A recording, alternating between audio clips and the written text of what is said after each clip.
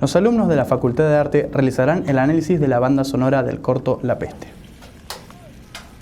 En el espacio fílmico narrativo, el sonido y la imagen funcionan como dos líneas de trabajo diferentes. Sin embargo, al unificarse, tienen que respetar ciertos límites para sostener una coherencia, respetando una lógica perceptiva. Esta unificación es realizada a través de la sincronía. Para que el sonido pueda tener coherencia con la imagen, paralelo al espacio visual, se forma un espacio sonoro.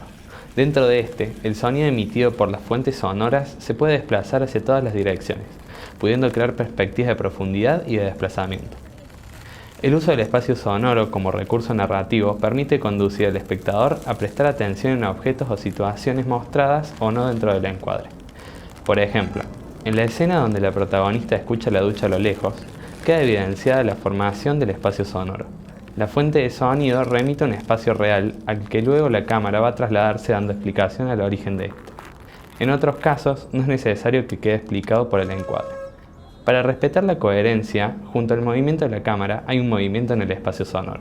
Es decir, el aumento del sonido de la bañera acompaña el acercamiento del personaje. A su vez, otro uso que se le atribuye al espacio sonoro como recurso narrativo es al momento de construir, imitar para crear una sensación global para que estos estímulos sonoros interactúen al mismo tiempo con la percepción visual del espectador y contextualizando en el lugar y momento que transcurre la acción. En este caso, utilizando el corto analizar, se puede observar que se utiliza el sonido ambiental de noche agregándole peso narrativo, ya que solo se lo utiliza en primer plano y en momentos de pura tensión e incertidumbre.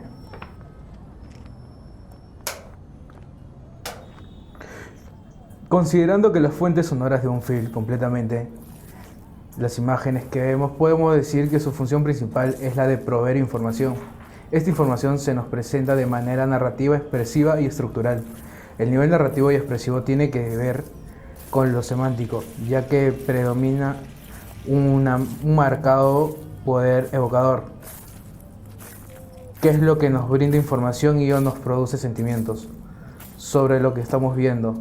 Lo estructural tiene que ver con un nivel acústico que está directamente relacionado con el semántico, ya que es la forma técnica en la cual es posible determinar la narratividad y la expresividad en la construcción del discurso fílmico. En nuestro corto puntualmente pudimos observar algunos ejemplos. Los sonidos que realiza la caja desde un punto en el que la sacan del auto y lo llevan al piso. Son sonidos acústicos, ya que suena una caja vacía y metálica. Luego cuando la abren, se supone que van a colocar a algo o a alguien, generando así una intensificación de la banda de música, la cual da una sensación de desesperación y tensión.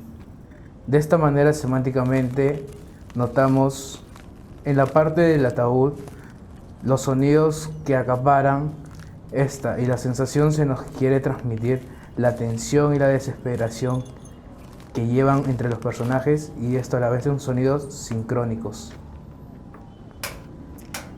Los sonidos que aportan valor a la construcción de la diégesis están creados desde y para esta, interactuando con sus personajes y sus ambientes. No solo son dirigidos por el destinatario, se emiten dentro del espacio de distintos puntos, generando que el personaje pueda tener una interacción con este y a la vez contribuyendo con la narración de la diégesis misma. Por ejemplo, un sonido de ducha sorpresivo que suena en otra habitación le genera al personaje la necesidad de saber qué sucede, llevándolo a saciar esa duda cuando se desplaza hacia esa habitación para identificarlo. Este sonido es diegético ya que interactúa directamente con ella. Elegimos la escena en la cual produce la ruptura de la puerta porque en esa identificamos el valor añadido de sonido, porque al mostrarnos bruscamente la realización de dicha acción junto a una serie de sonidos fuertes de intensidad, graves de tono y cortos de duración. También nos muestran una escena narrativa y de expresiva. Esta escena nos genera sorpresa porque nadie lo vio venir, angustia por no saber qué pasará, expectativa por querer saber qué pasará. Es una escena que nos envuelve en una atmósfera violenta y frenética. Esto debido a que antes de esa escena no parecía que el cortometraje tomaría ese camino. Luego encontramos la síncresis de sonido, que se presenta al momento de ver y escuchar toda la secuencia de la patada hasta la ruptura de la puerta. Sin embargo, no hay acusmática, porque podemos ver el origen de la fuente sonora en la puesta de escena.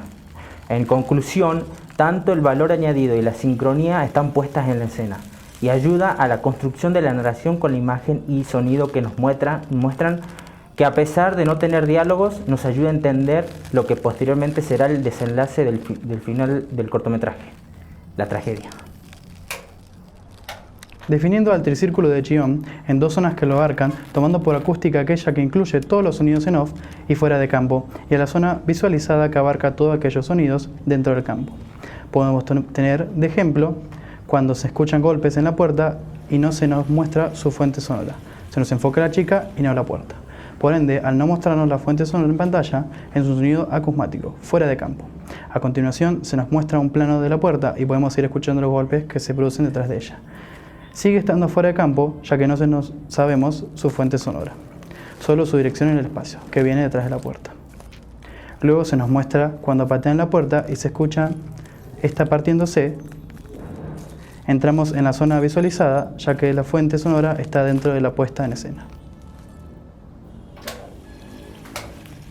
La banda de voces está construida de una manera en la que impone y remite con las palabras de los personajes a un ambiente calmo, incluso en una situación de mucho estrés. Los personajes no pierden la calma al hablar e interactuar con otros personajes. La banda de ruidos incidentales está puesta para construir la verosimilitud del corto, generando en él un ambiente dramático, serio y realista, como por ejemplo una puerta siendo golpeada, los pasos de la mujer por el pasillo, la cortina abriéndose o los golpes entre los hombres armados y el anciano. La banda de efectos construye en el corto la espectacularidad y el dramatismo, como por ejemplo el sonido de una escopeta siendo disparada nos remite a la idea de que lo que vemos es más realista. La banda de ruidos ambientales está construida de tal manera que aporta calma y tranquilidad. Así, aporta una atmósfera de incertidumbre y tenebrosidad, utilizando sonidos tranquilos como el agua cayendo o unos grillos de fondo, haciendo parecer a la noche como una noche más, para luego romper rotundamente esta atmósfera. La banda de música construye situaciones o momentos de tensión, miedo y o misterio. La primera situación que construye la música es cuando es utilizada con el anciano en la ducha, que nos transmite un sentimiento de ternura hacia el anciano. Otra de las situaciones es cuando este personaje revive, cuando la música cambia dejando de transmitir ternura, generándonos miedo al ver cómo este personaje que nos parecía inofensivo vuelve de la muerte. También crea y construye tensión, sirviendo para identificar momentos de conflicto y violencia. La música instrumental usada cuando los hombres entran a la casa o cuando pelean con el viejo aportan dramatismo y seriedad.